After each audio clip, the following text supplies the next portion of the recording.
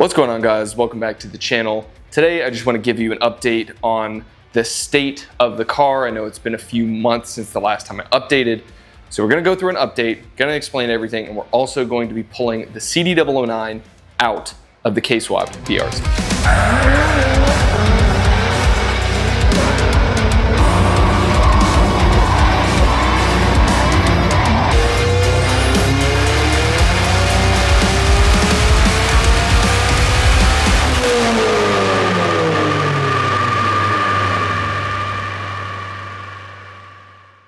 Been a long time. I've posted a few more times on TikTok than I have posted on here. So if you guys want to kind of keep up with everything that's going on, I'm posting over there a little bit more often than I am on here. It's just easier to film on TikTok, quick stuff, as opposed to full scale videos and editing and all of that. It might not be obvious. I'm in a different garage. This is the new house that I just moved into 2.5 months ago, 3 months ago almost, it feels like.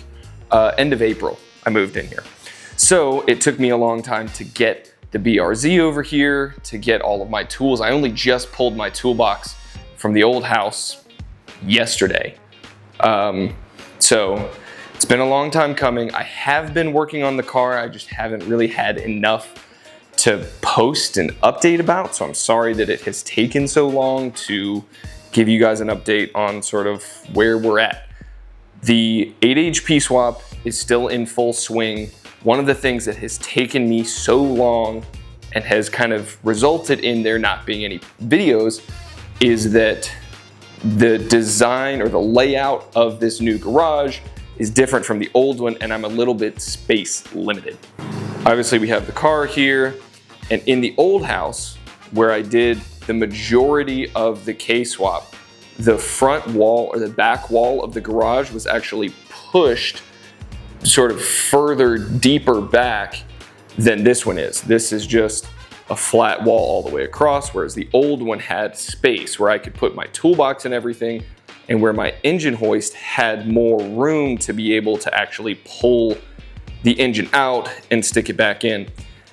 And so because of the space restriction I have here, I'm not super confident that even if I disassembled the entire car, pulled the whole front end apart and tried to pull the engine and trans together, that's as far back as that can go to that wall.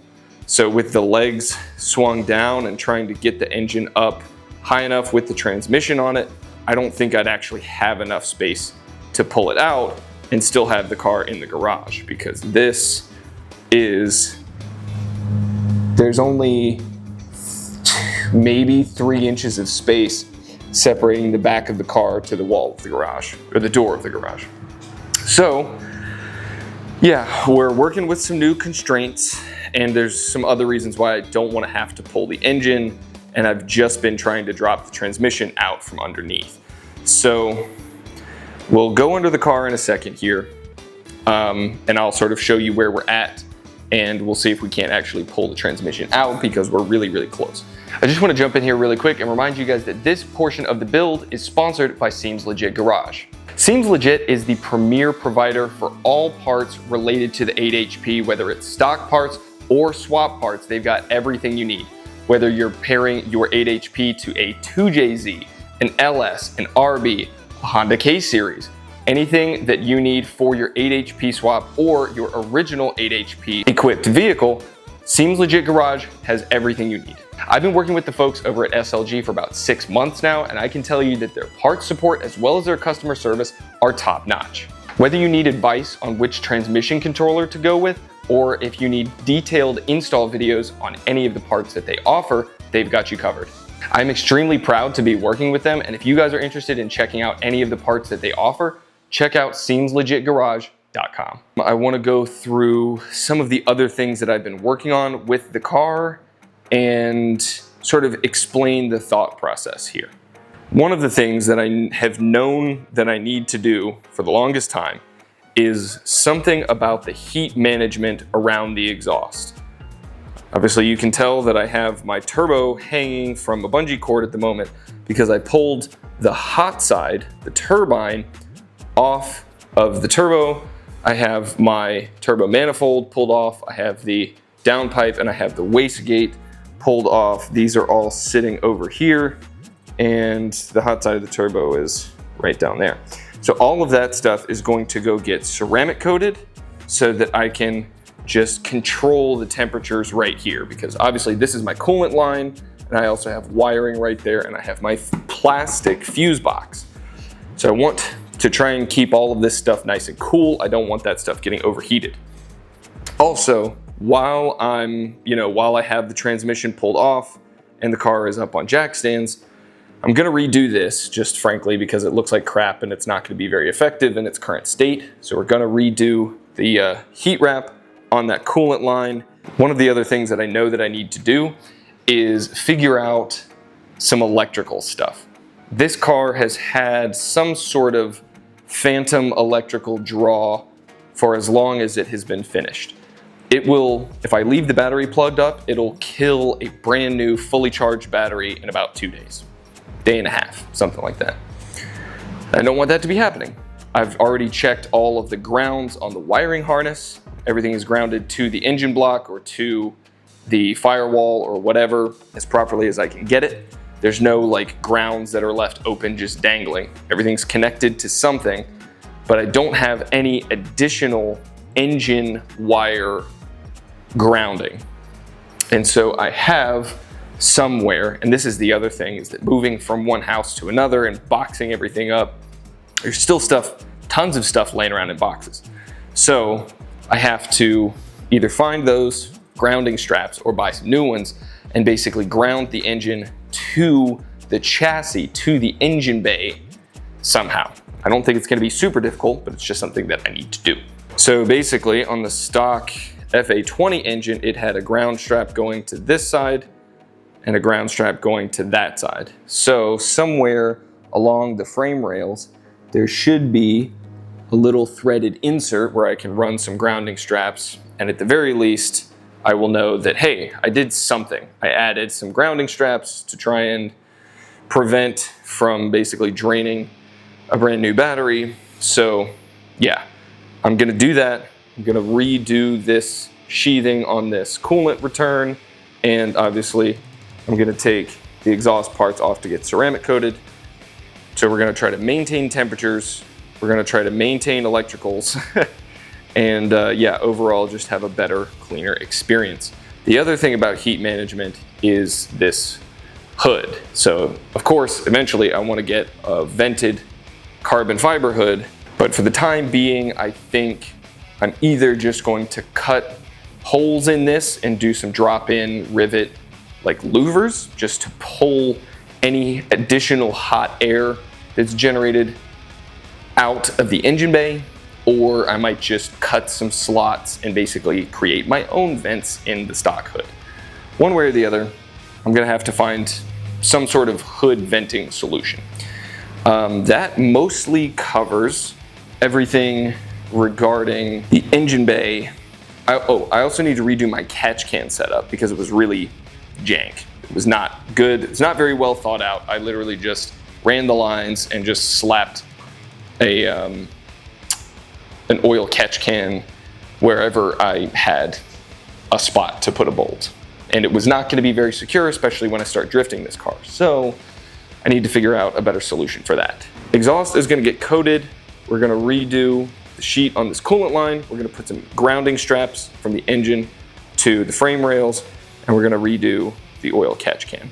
That's most of the accessory stuff that I was planning to do while we're working on getting the 8 HP put in there. So let's go ahead and jump under the car and talk about the current state of the transmission removal. All right, so this is where we currently sit. I have a nice, very safe OSHA approved tie down system. Basically 2 ratchet straps going around my Harbor Freight transmission jack, around the CD009, and then I have my sparkly purple Daytona floor jack under the front end just in case it wants to tip down whenever we get it pulled out. But as you can see, we've already removed all of the bolts, separated the transmission from the adapter plate, And at this point, I'm basically just sort of figuring out, do I need to, tilt this bottom side down? So this is where we're currently at. I've already removed the slave cylinder and the line. Obviously all of the bolts have come out of the bell housing, and this was one of the most arduous tasks of trying to figure out how to remove all of the bell housing bolts with the engine still in place. I'm glad we got all that done. I had to buy some specialty tools. I bought like a single 3-foot 1/2-inch extension to be able to get the bolts all the way at the top.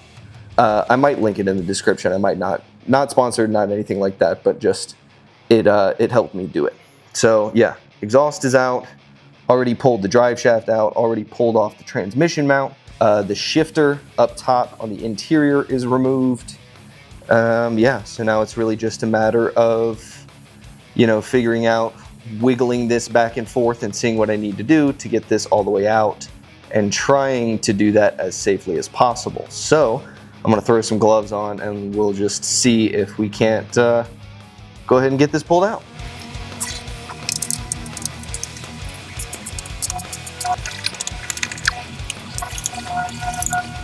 Aha! I see the problem. We're hitting all the way up in here. Something up here is making contact. That is one of the things I was slightly afraid of. Basically, one of the tabs on the side of the transmission is making contact with the firewall back here.